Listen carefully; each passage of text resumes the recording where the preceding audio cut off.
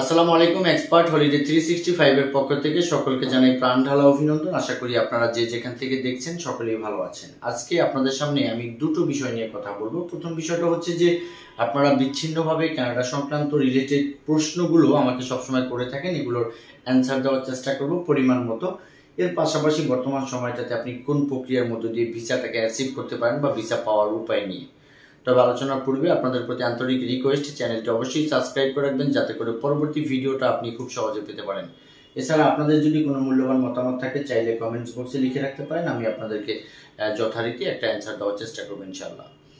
বাংলাদেশ থেকে বর্তমান সময়টাতে বেসিক্যালি যারা ফাইল সাবমিট করে ফেলেছেন এদের মাঝখান থেকে ম্যাক্সিমাম লোকের কমন কয়েকটা প্রশ্ন আছে। যদিও আমি আসলে বিভিন্ন ভিডিওতে ইঙ্গিতে প্রশ্নের অ্যান্সারগুলো দেওয়ার চেষ্টা করি, তবু আসলে আপনারা হোয়াটসঅ্যাপে বা মেইলে বা টেক্সট করে অথবা ভয়েস করে ব্যাপারগুলো আমার কাছে জানতে চান।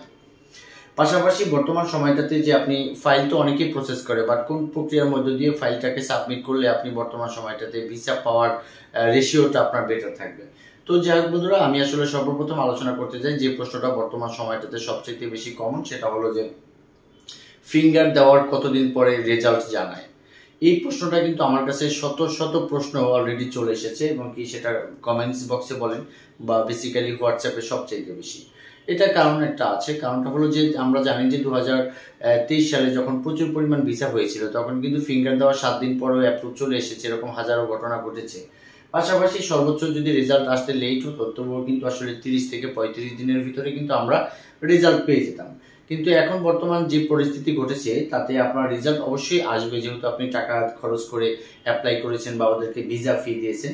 সেক্ষেত্রে মোটামুটি বর্তমান সময়টাতে আপনি যদি একটু লেট হয় সেক্ষেত্রে সর্বোচ্চ আপনার 55 থেকে 65 দিনের ভিতরে ম্যাক্সিমাম মানুষের কিন্তু আসলে ইয়েস নো একটা রেজাল্ট কিন্তু চলে আসতেছে। আপনারা একটু আমার কথাগুলো মিলিয়ে দিবেন। যারা আসলে অ্যাপ্লাই করেছেন তাদের প্রতি আমি বিনীত রিকোয়েস্ট করি আপনারা ধৈর্য হারা হবেন না। বিকজ আপনি যদি যে আপনার কাজটা করছে তার কাছে 100 বার ফোন দিলেও তো কোনো লাভ নেই, বিকজ এটা তার হাতে না। আপনি বায়োমেট্রিক দেওয়ার পরে কানাডা থেকে ন্যাচারাল ভাবে যখন ফাইলটা দিবে তখনই কিন্তু আসলে আপনি ইয়েস নো রেজাল্টটা জানতে পারবেন। দেখেন, সেকেন্ড যে প্রশ্নটা সবাই আমাকে অ্যাভেলেবেল করে থাকে সেটা হচ্ছে যে দেরি করে রেজাল্ট দিলে ভিসা হয় নাকি রিজেক্ট হয় বা ডিক্লাইন করে, এরকম একটা ডিরেক্টলি একটা প্রশ্ন করেন। দেখেন ভাই, এই ব্যাপারটা হচ্ছে যে টোটালি নির্ভর করবে হচ্ছে যে আপনার সাবমিট করা পেপারসের উপর। আপনার ধরেন রেজাল্ট আসতে লেট হলো কিন্তু আপনার পেপারসগুলো অনেক গুড, আপনি ভিসা পাওয়ার যোগ্য, তাহলে কেন ওরা ভিসা দেবে না? ভিসা কিন্তু নিয়েই তারা আছে যে আপনাকে ভিসা দেওয়ার জন্য। তো আরেকটা ব্যাপার হচ্ছে যে আপনার ধরেন পেপারসগুলো আপনার রং আছে, সেক্ষেত্রে আপনার লেট হলেও আপনার ডিক্লাইন হবে বা ফার্স্টে দিলেও আপনার ডিক্লাইন হবে। এটার অ্যান্সারটা হচ্ছে এরকম।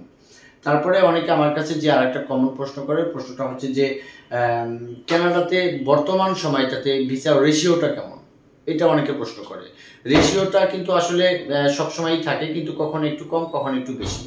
যখনই আপনার বাংলাদেশ থেকে শত শত হাজার হাজার লোকে যখনই আপনার ফাইল সাবমিট করার চেষ্টা করে তখন কিন্তু তারা এই জিনিসগুলো ভালোভাবে জাজমেন্ট করে। তবে হ্যাঁ, কিছুটা সময় ভেদে, যেমন 2023 সালে যে পরিমাণ ভিসাটা ওরা কি বলা হয় আর কি দিয়ে প্রোভাইড করেছে, এখন হয়তো তার সাথে একটু কম দেয়, কিন্তু ভিসার একবারে না দেওয়ার কোনো সুযোগ নেই, যেহেতু আপনার এখান থেকে যারা জমা করতেছে এর মাঝে অনেক লোকই আছে যথেষ্ট যোগ্য লোক, আবার যোগ্য অযোগ্য সব শ্রেণীর লোকের জন্য কিন্তু কানাডা ভিসাটা প্রযোজ্য। যাই হোক বন্ধুরা, এখানে সর্বোপরি আরেকটা আপনারা কমন একটা প্রশ্ন করে থাকেন, সেই প্রশ্নটা হচ্ছে এরকম যে ডিরেক্টলি ভাবে আগামাথা নেই, কিন্তু প্রশ্নটা হচ্ছে এরকম, সেটা হলো যে কানাডা ভিসা অ্যাপ্লাই করতে হলে ব্যাংকে কত টাকা দেখাতে হয়। আমি এর বিবরণটাও আপনাকে বেশ কয়েকটা ভিডিওতে দেওয়ার চেষ্টা করেছি, তবু আর একটু বলি।